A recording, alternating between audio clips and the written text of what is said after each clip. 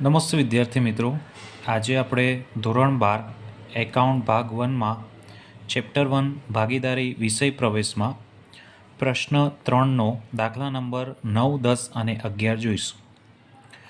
સૌપ્રથમ દાખલા નંબર 9. મુકેશ, ધવલ અને વિનોદ એક પેઢીના ભાગીદારો છે. તેઓની મૂડીનું પ્રમાણ 4:2:3 છે. મુકેશને નફામાંથી ઓછામાં ઓછા ₹35,000 મળશે એવી ખાતરી ધવલ અને વિનોદ આપે છે. તો અહીં વાત કરી છે કે મુકેશ નામનો જે વ્યક્તિ છે, અહીં 3 ભાગીદાર છે: મુકેશ, ધવલ અને વિનોદ. અને મૂડીનું પ્રમાણ આપ્યું છે, પરંતુ નફા નુકસાનનું પ્રમાણ નથી આપ્યું. તેથી આમનું નફા નુકસાનનું પ્રમાણ થશે 1:1, એટલે કે સરખે હિસ્સે. હવે આ બે જે ભાગીદાર છે, ધવલ અને વિનોદ, એમણે ખાતરી આપી છે કે મુકેશને નફામાંથી ₹35,000 ભાગ મળશે જ.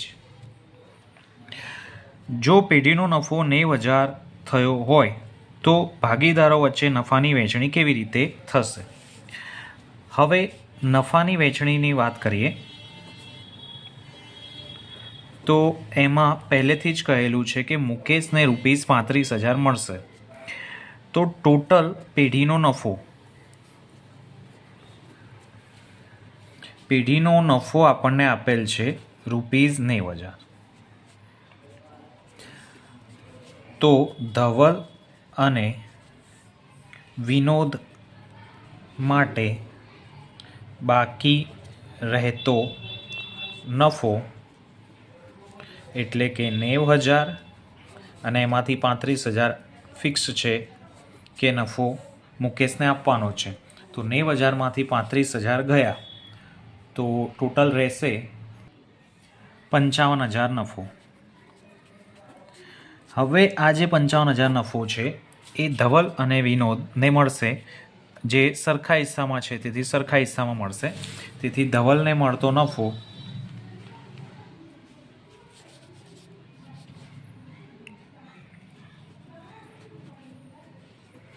બરાબર 55,000 ભાગ્યા 1/2, અને વિનોદ જે છે, વિનોદને મળતો નફો બરાબર 55,000 × 1/2. તો બંનેને સરખો નફો મળશે 27,500. તો મુકેશને મળશે 35,000, ધવલને મળશે 27,500 અને વિનોદને મળશે 27,500. તો આપણને કહ્યું હતું ભાગીદારો વચ્ચે નફાની વહેંચણી કેવી રીતે કરશો? તો ભાગીદારો વચ્ચે નફાની વહેંચણી આ રીતે થશે: 35,000, 27,500 અને 27,500. ત્યારબાદ આપણે દાખલા નંબર 10 જોઈએ કે રઘુવીરની આખરની મૂડી ₹80,000 છે, જેમાં ચાલુ વર્ષના ઉપાડના 12,500 તથા નફાના 17,800ની અસર આપેલ છે. શરૂની મૂડી પર વાર્ષિક 6% લેખે કેટલું વ્યાજ થાય? તો અહીં આખરની મૂડી આપી છે 80,000. તો સૌ પ્રથમ આપણે આખરની મૂડી લખીશું 80,000. એમાંથી ઉપાડના 12,500 અને નફાના 17,800ની અસર આપેલ છે. કે મૂડી આપણે પ્લસ કરીએ છીએ અને ઉપાડ આપણે માઇનસ કરીએ છીએ, પરંતુ આ તો અસર આપી દીધેલ છે અને આપણે શરૂની મૂડી પર વાર્ષિક વ્યાજ ગણવાનું છે. તો અસર આપેલી છે એટલે કે ઉપાડ માઇનસ કરેલ છે, તો આપણે શું કરવું પડશે? પ્લસ કરવો પડશે ઉપાડ 12,500. કારણ કે એની અસર આપેલ છે તો માઇનસ કરેલ છે, તો આપણે પ્લસ કરવું પડશે, તો આપણને શરૂની મૂડીની રકમ મળશે. તેથી 80,000 પ્લસ 12,500, તો આન્સર આવશે 92,500. ત્યારબાદ નફાના 17,800ની અસર આપેલ છે. હવે નફો આપણે પ્લસ કરીએ છીએ, તો અહીં આપણે માઇનસ કરીશું કે નફો 17,800. તો 92,500માંથી 17,800 બાદ કરીશું તો આપણને મળશે શરૂની મૂડી. શરૂની મૂડી થશે 74,700. હવે કહ્યું છે કે શરૂની મૂડી પર 6% લેખે વ્યાજ કેટલું થાય? તો વ્યાજ બરાબર 6% લેખે વ્યાજ બરાબર 74,700 ગુણ્યા 6% એટલે કે 6/100. તો 74,700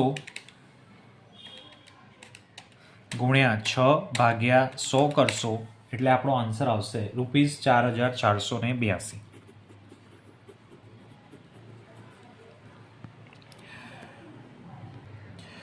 હવે દાખલા નંબર 11, એ, બી અને સી સરખા હિસ્સાના ભાગીદારો છે.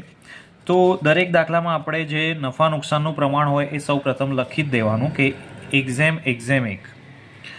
જો મૂડીનું પ્રમાણ આપ્યું હોય અને નફા નુકસાનનું પ્રમાણ ના આપ્યું હોય તો સરખે હિસ્સે કહેવાય, અને અહીં તો કહેલું જ છે કે સરખે હિસ્સે, એટલે આપણે સરખે હિસ્સે લખી દઈશું. દરેક દાખલામાં આપણે નફા નુકસાનનું પ્રમાણ લખી દઈશું. ત્યારબાદ તેમની કુલ મૂડી 4,50,000 છે. તેમની મૂડીનું પ્રમાણ 1:3:2 આપેલ છે. અહીં પણ મૂડીનું પ્રમાણ આપેલ છે. પેઢીની મૂડી પર વાર્ષિક 9% લેખે વ્યાજ ચૂકવે છે. ભાગીદાર સીને મૂડીના વ્યાજ સહિત 73,500 મળ્યા છે. તો ભાગીદાર એ અને બીને મૂડીના વ્યાજ સહિત કેટલા રૂપિયા મળે? તો અહીં નફો આપેલ નથી, તો આપણે નફો શોધવો પડશે. તો સૌ પ્રથમ ભાગીદારમાં સી જે છે એને મૂડીના વ્યાજ સહિત 73,500 મળે છે. તો સીને ટોટલ રકમ મળે છે 73,500. ત્યારબાદ એની મૂડીની વાત કરીએ તો સૌ પ્રથમ આપણે મૂડી લખીશું. તો મૂડી જોઈએ કે ટોટલ મૂડી છે 4,50,000 અને મૂડીનું પ્રમાણ છે 1:3:2. તો મૂડી આપણે લખીશું 1:3:2 એટલે કે 4,50,000 ગુણ્યા 1/3 ને 1 4 5 6. તો 4,50,000 ભાગ્યા 6 કરીશું. પહેલાં 4,50,000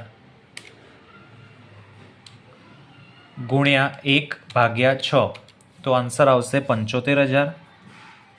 ત્યારબાદ 4,50,000 ગુણ્યા 3/6 તો આન્સર આવશે 2,25,000. ત્યારબાદ 4,50,000 ગુણ્યા 2/6 તો આન્સર આવશે 1,50,000. આ ત્રણેયની મૂડી થઈ. હવે મૂડી પર વ્યાજ 9% લેખે આપવાનું છે. તો વ્યાજ 9%, તો 75,000ના 9% કરીશું. તો 75,000 ગુણ્યા 9/100 તો આન્સર આવશે 6,750.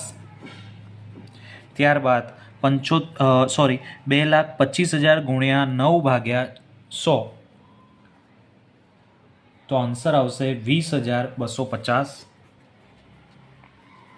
ત્યારબાદ 1,50,000 ગુણ્યા 9/100 એટલે કે 9%.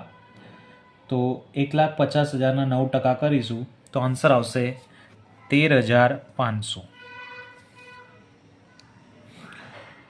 હવે વ્યાજ સહિત સીને મળે છે 73,500. તો એનો મતલબ હવે નફો મેળવવાનો રહ્યો. તો વ્યાજ સહિત સીને મળે છે 73,500. તો નફો કેટલો હશે? તો 73,500માંથી 13,500 બાદ કરીશું તો સીનો નફો હશે 60,000. તો નફાનું પ્રમાણ આપણને ખબર છે કે 1:1 છે. તો આને પણ કેટલા મળતા હશે? 60,000.